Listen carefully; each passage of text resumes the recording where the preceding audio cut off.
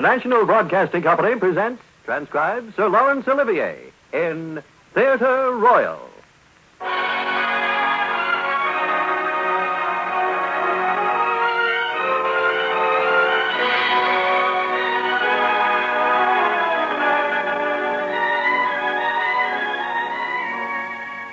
This is Laurence Olivier.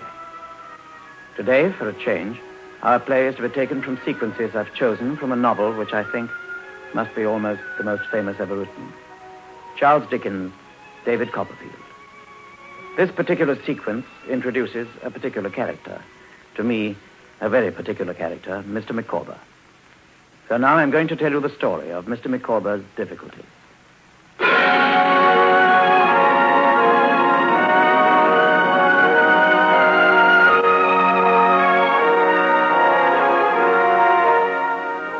My name is David Copperfield, and this is to be the story of an early chapter in my life, the story of my boyhood. It is a deplorable but no unusual thing for a boy to be out of favor with his stepfather, and since he stood in that relation to me, perhaps I can charge no unusual harshness against Mr. Murdstone in that he wished me out of his sight. As his stepson, I was an expense and a burden to him, and Mr. Murdstone could see no reason why that expense should be prolonged. Which was the reason, no doubt, why he launched me so early upon my working career. I suppose you know, David, that I'm not rich. At any rate, you know it now. You've received some considerable education already. Education is costly. And even if it were not and I could afford it, I'm of opinion it would not be to your advantage to stay on at school. Yes, sir. I mean, no, sir. What is before you is a fight with the world. And the sooner you begin it, the better. Yes, sir. You've heard the counting house mentioned sometimes. The counting house? Our business, Murdstone and Grinby and the wine trade. Yes, sir, I think so. Well, you've heard the counting house mentioned, or the business, or the cellars, or the wharf, or something about it. Yes, sir. Well, Mr. Quinlan here manages the business. He suggests that it gives employment to other boys, and he sees no reason why it shouldn't, on the same terms, give employment to you. He having no other prospect, Murdstone. Precisely. Those terms are, David, that you earn enough for yourself to provide for your eating and drinking and pocket money. Your lodging, which I have arranged for, will be paid by me. Yes, sir. Thank you, sir. So you are now going to London, David, with Mr. Quinion here, to begin the world on your own account. In short, you are provided for and will please to do your duty. You will leave on the coach tomorrow morning.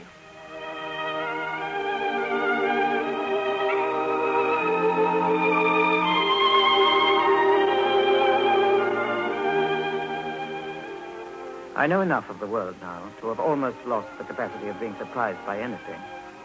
But it is a matter of some surprise to me even now that I can have been so easily thrown away at such an age. A child of excellent abilities and with strong powers of observation, quick, eager, delicate, and soon hurt bodily and mentally. It seems wonderful to me that nobody should have made any sign in my behalf. But none was made. And I became, at 10 years old, a little laboring hind in the service of Murdstone and Grimby. Their warehouse was on the London riverside, down in Blackfriars. It was a crazy old house with a wharf of its own, abutting on the water when the tide was in, and on the mud when the tide was out, and literally overrun with rats. You don't want to take any notice of the rats. They won't bother you if you don't bother them. No, I won't. My name's Mick Walker, and that there's my dad. He's a bargeman. And this is Mealy. Mealy? Yes, I'm Mealy Potatoes, they call me. My dad's a fireman. What's your dad? Well, I don't really have a dad. My stepfather's Mr. Murdstone. What, him? The governor? Not that we see much of him around here, of course. Cool, are you one of the knobs, then? Nah, he's just a bottle washer like you and me. Come on, then. Let's get started on some of these. What do I have to do, please? You've got to watch out for flaws in them and wash them as hasn't got none. Then you've got to stick labels on them when they're filled and cork them in the cassia. So let's get started on them. No words can express the secret agony of my soul as I sunk into my new companionship, or the shame I felt in my new position. As often as Mick Walker went away in the course of that afternoon, I mingled my tears with the water in which I was washing the bottles, and sobbed as if there were a flaw in my own breast, and it was in danger of bursting. It was dinner time before anyone spoke to me again. Hey, he wants you. Mr. Quinion in the counting house. He said to tell you. Oh, thank you. Yes.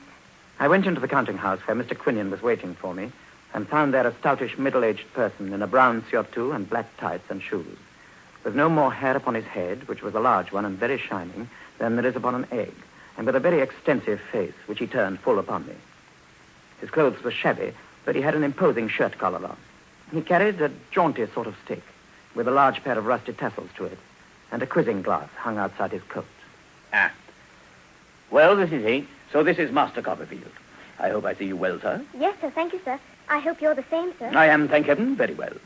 I've received a letter from Mr. Murdstone in which he mentions that he would desire me to receive into an apartment in the rear of my house, which is at present unoccupied, and is, in short, to be let as a bedroom. The young beginner whom I now have the pleasure to... This is Mr. Micawber. That is my name. Mr. Micawber is known to Mr. Murdstone. He takes orders for us on commission, when he can get any. He's been written to by Mr. Murdstone on the subject of your lodgings, and he'll receive you as a lodger. My address is Windsor Terrace, City Road. In short, I live there. Yes, sir. Thank you, sir.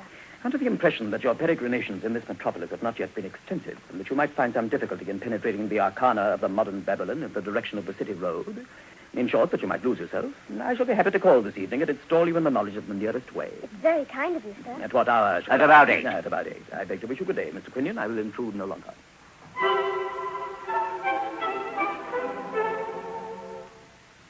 My salary at Murdstone and Grimby's was 6 shillings a week. Mr. Quinion had paid me a week down, from his own pocket, I believe, and I gave Mealy 6pence out of it to get my trunk carried to Windsor Terrace that night, it being too heavy for my strength, small as I was. I paid 6pence more for dinner, which was a meat pie and a turn at the neighboring pump. At the appointed hour, Mr. Micawber called to conduct me to his home, a house in Windsor Terrace that was shabby like himself, but also, like himself, made all the show it could. And there I was duly presented to Mrs. Micawber. And this, my dear, is Master Copperfield, whom we have undertaken to install in the top floor back in the capacity of, in short, as our lodger. We are happy to have you among us, Master Copperfield, though I never thought before I was married, when I lived with Papa and Mamma, that I should ever find it necessary to take a lodger. But Mr. Micawber being in difficulties, all considerations of private feelings give way. Yes, ma'am. The difficulties, I trust, are of a merely temporary nature. Almost any time now, I'm expecting something to turn up. This is Master Wilkins Micawber, aged 4. This is Miss Emma, aged 3. These are the twins, as yet unweaned. And this is the help, Kickett. I'm an orphan from St. Luke's. Pleased to meet you. My name's David Copperfield. Well, Copperfield, Mrs. Micawber will show you to your room, while I assist at the preparation of a convivial board, in short, an egg flip with our kippers. Thank you, sir. This way, Master Copperfield. Mr. Micawber's difficulties are almost overwhelming at present. Whether it is possible to bring him through them, I don't know. When I lived at home with Papa and Mamma, I really should have hardly understood what the word meant, in the sense in which I now employ it. But experience does it, as Papa used to say. I'm very sorry, ma'am. I hope things will turn out for him. Of course, if Mr. Micawber's creditors will not give him time, they must take the consequences. And the sooner they bring it to the issue, the better. Blood cannot be obtained from a stone. Neither can anything on account be obtained at present, not to mention the law expenses, from Mr. Micawber. Well, Master Copperfield, this is your room. I trust you will be comfortable. Yes, ma'am. Thank you very much.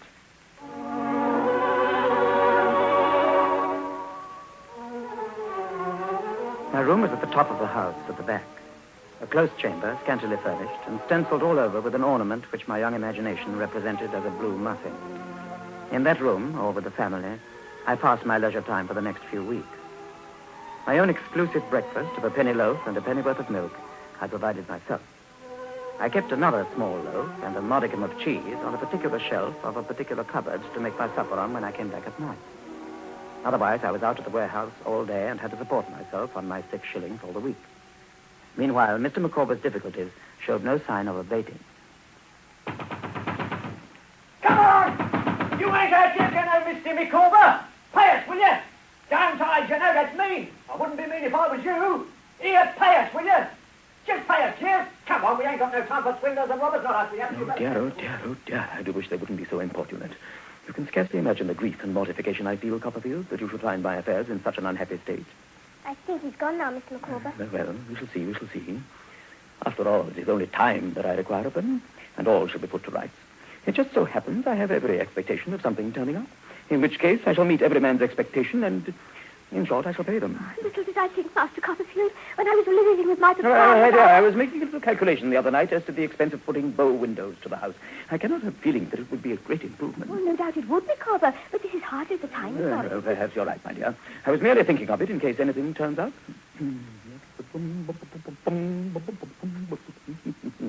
As the coast now appears to be clear, I will take the opportunity of going about my business, I think. Goodbye, my dear. Good day to you, Copperfield. Good day, sir.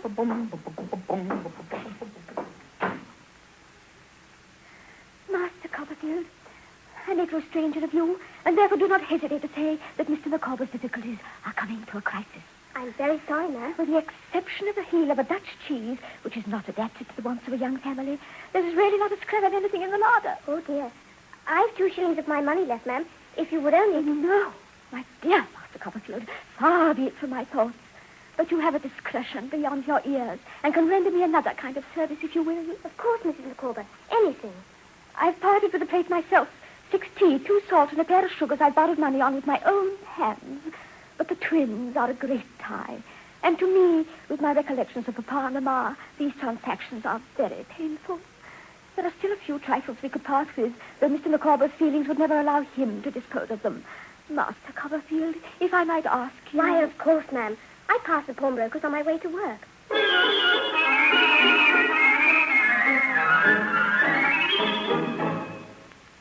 At the pawnbroker's shop, I soon began to be very well known. But Mr. Micawber's difficulties were such that no pawnbroker could take care of them for long. And at last, those difficulties came indeed to a crisis. Micawber, is anything wrong? Who are these persons? No, my dear, I regret to announce that the blow has fallen. I am to regard myself as temporarily in the embarrassment of a restraint, and am, in short, I'm under arrest. Under arrest? Painful as it must be to you, my dear, I am to be carried over to the King's Bench prison in the borough for debt. The god of day has gone down upon me. In short, my heart is broken. This is little short of an outrage. If my poor Papa and Mamma had ever thought... My dear, we must bear these things as best we may. I have no doubt at all that the restraint would be of a purely temporary nature. I've told these gentlemen that I'm hourly expecting something to turn up. Let's just come to this. My dear, we must bear our troubles philosophically. As for you, Copperfield, I must solemnly advise you to take warning by my face. I invite you to consider one thing. If a man has an income of £20 and spends £19, 19 shillings and 6pence, he will be happy. If he has an income of £20 and spends £20 ought and 6pence, he will be miserable. Nothing, Copperfield, nothing. And now, gentlemen, I am at your disposal. To the King's Bench prison!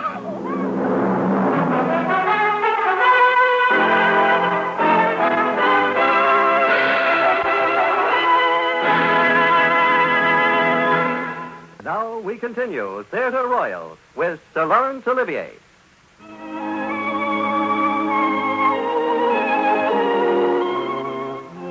On the first Sunday after Mr. Micawber was taken to the King's Bench prison, I went to have dinner there with him. Mr. Micawber was waiting for me within the gate, and we went up to his room, top story but one, and there we cried together. He again begged me to take warning from his example, after which he borrowed a shilling from me for porter, gave me a written order on Mrs. Micawber for the amount, and put away his pocket handkerchief and cheered up.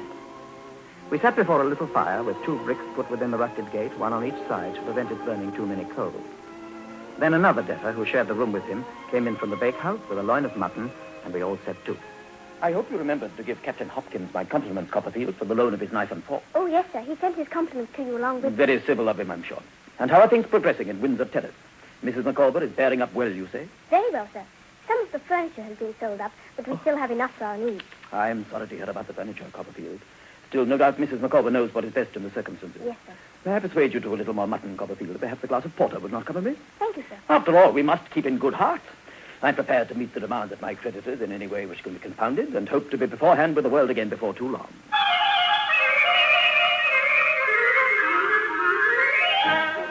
There was something agreeable and gypsy-like in the dinner after all. I took back Captain Hopkins' knife and fork early in the afternoon and went home to comfort Mrs. Micawber with an account of my visit.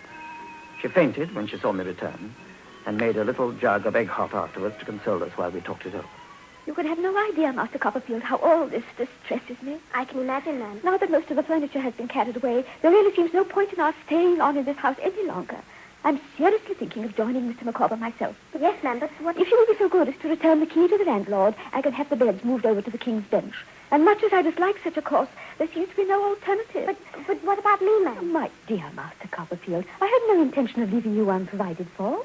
I can hire you a room in the neighborhood, one for you and another for Clickett. Thank you, ma'am, I'm sure.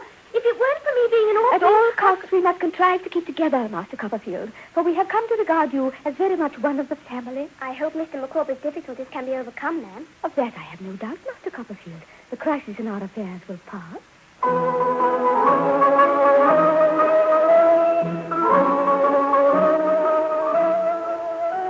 And so, moving into an even smaller garret, which commanded a pleasant prospect of a timber yard, I continued my daily round at the warehouse. The only changes that I can now remember are that I grew gradually more shabby and lonely, and that the weight of Mr. and Mrs. Micawber's affairs began to press on me more lightly. Some relatives and friends had engaged to help them with their part, and they really lived more comfortably in the prison than they had lived for a long time while out of it. I still used to breakfast with them, by virtue of some arrangement that I've forgotten. I also spent each evening with them, walking up and down the parade with Mr. Micawber, or playing casino with Mrs. Micawber, and hearing reminiscences of her papa and mamma. Whether they knew where I was at Murdstone and Grimville, I'm unable to say. At least I never told them. You will rejoice to hear, Copperfield, that my affairs have at last passed their crisis.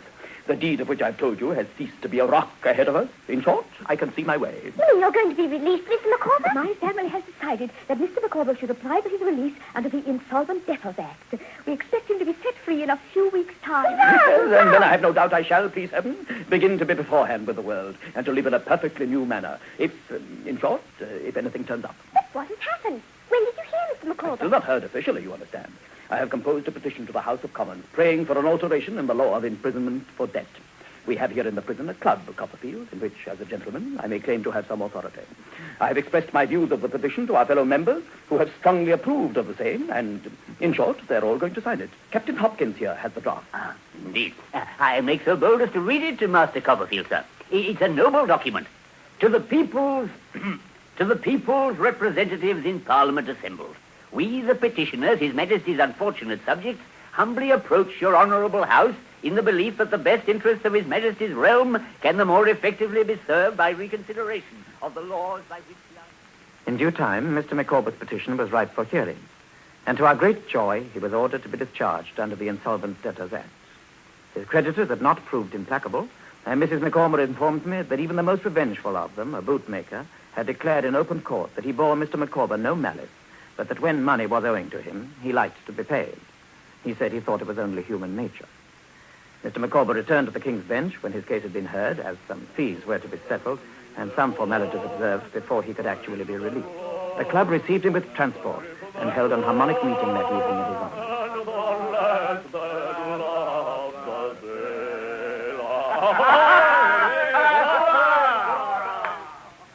While Mr. Micawber's release was being celebrated, Mrs. Micawber and I retired for some lamb's fry in private, surrounded by her sleeping family. On such an occasion, I will give you, Master Copperfield, in a little more flip, the memory of my papa and mamma. Are they dead, ma'am? My mamma departed this life before Mr. Micawber's difficulties commenced, or at least before they became pressing. My papa lived to bail Mr. Micawber several times and then expired, regretted by a numerous circle. I'm sorry, ma'am. But what are you and Mr. Micawber going to do now that he's out of his difficulties? My family are of opinion that Mr. Micawber should quit London and exert his talents in the country. Mr. Micawber is a man of great talent, Master Copperfield. I'm sure of that, ma'am. Of great talent. My family are of opinion that, with a little interest, something might be done for a man of his ability in the custom house. The influence of my family being local, it is their wish that Mr. Micawber should go round to Plymouth. They think it is indispensable that he should be upon the spot. That he may be ready? Exactly. That he may be ready in the case of anything turning up. Are you going too, ma'am? I never will desert Mr. Micawber, Master Copperfield. Mr. Micawber may have concealed his difficulties from me in the first instance, but his sanguine temper may have led him to expect that he would overcome them. The pearl necklace and bracelets, which I inherited from Mamma, have been disposed of for less than half their value. And the set of coral, which was the wedding gift of my papa, has been actually thrown away for nothing. But I will never desert Mr. Micawber. No, I never will do it. It's no use asking me. But, ma'am, I'm not asking you to desert him. Mr. Micawber has his faults. I don't deny that he's improvident. I don't deny that he has kept me in the dark as to his resources and his liabilities both. But I never will desert Mr. Micawber. Emma, my angel, whatever is the matter? I never will desert you, My Mr. life, Micawber. I'm perfectly aware of it. Pray, calm yourself. He's the parent of my children. He's the father of my twins. He's the husband of my affection. And I never will desert Mr. Micawber. Mr. Micawber was so deeply affected by this proof of her devotion that he hung over her in a passionate manner, imploring her to look up and be calm. Finally, he begged me to do him the favor of taking a chair on the staircase while he got her to bed. I would have taken my leave for the night, but that he would not hear of my doing that until the stranger's bell should ring. So I sat at the staircase window until he came out and joined me. How is Mrs. Micawber now, sir? Very low, Copperfield, I'm afraid. Very low. Reaction. This has been a dreadful day. We stand alone now. Everything is gone from us. But I thought you'd both be so happy about your release, Mr. Micawber. Yes, my release. God bless you, Copperfield. God bless you.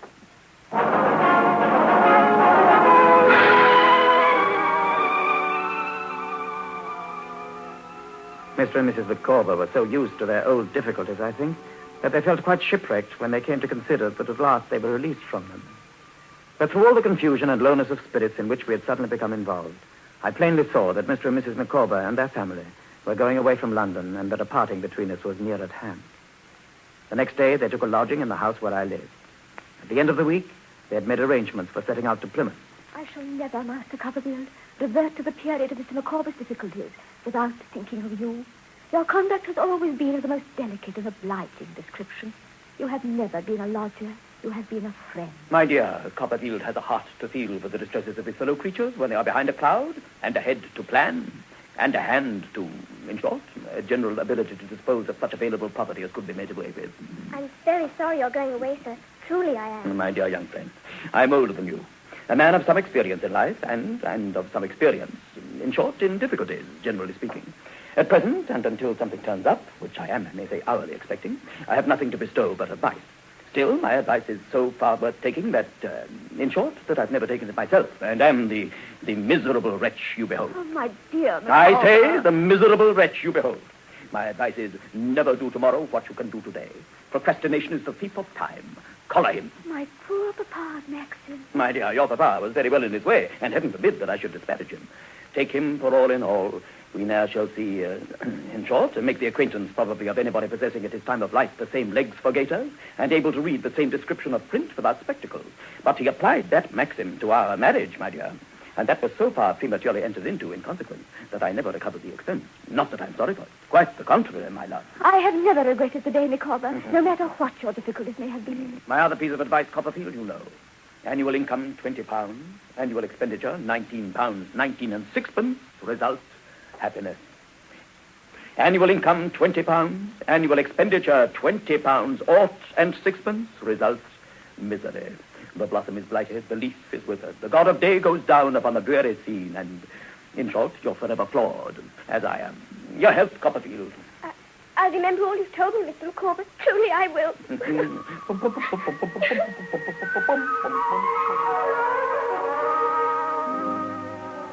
Next morning, I met the whole family at the coach office and saw them with a desolate hearts take their places outside the coach at the back.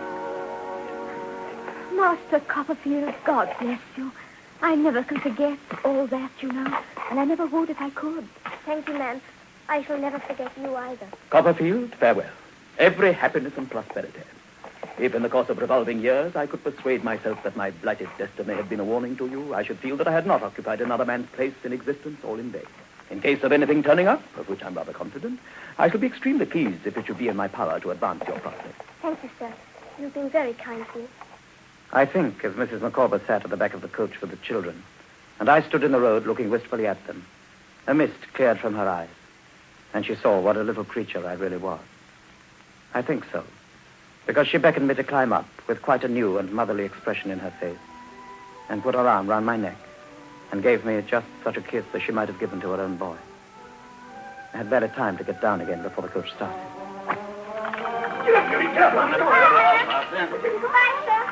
I could hardly see the family for their handkerchiefs they waved. It was gone in a minute. God bless you, Master Copperfield. It was gone in a minute.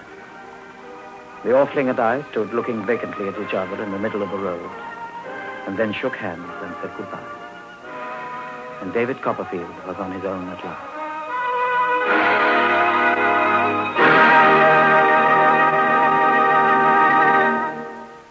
This is Laurence Olivier again. This week, in our play, taken from sequences chosen from Charles Dickens' David Copperfield, our cast included Susan Richards as Mrs. Micawber, Patricia Fryer as the young David Copperfield, together with Anthony Green, Gabriel Blunt, Keith Pyatt, and Jackson Fraser. I look forward to the pleasure of your company next week, when I shall introduce another play. Until then, au revoir, and thank you.